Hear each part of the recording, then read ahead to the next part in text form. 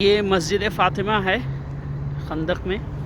ये सबा मसाजिद और उसी से रिलेटेड ये जो 6 मस्जिदें थीं इस इलाके में, उसी से रिलेटेड इसका मस्जिद फ़ातिमा कहा जाता है और अभी जल्दी इसकी तरमीम की गई है।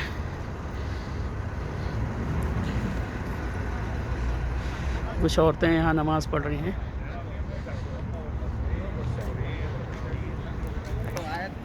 और ये जो ऊपर नज़र आ रही मस्जिद, ये मस्जिद अली है। नहीं, मुझसे गलती हो गई। ये जो मस्जिद अभी जो गुजरी, इसको मैंने मस्जिद फ़ातिमा कहा, ये मस्जिद उमर है और ये है मस्जिद फ़ातिमा। देखिए यहाँ काफ़ी औरतें, शिया औरतें ख़ास तौर से सब नमाज़ पढ़ रही हैं। सिर्फ उसकी बुनियाद बची हुई है। और ये मस्जिद अली है और ये सबा मसाजिद के नाम पे बनी है। वो दूर जो दिख रही है वो मस्जिद फ़तह है।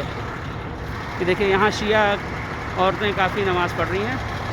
छोटा सा घेर कर बनाया गया है मस्जिद फ़ातिमा।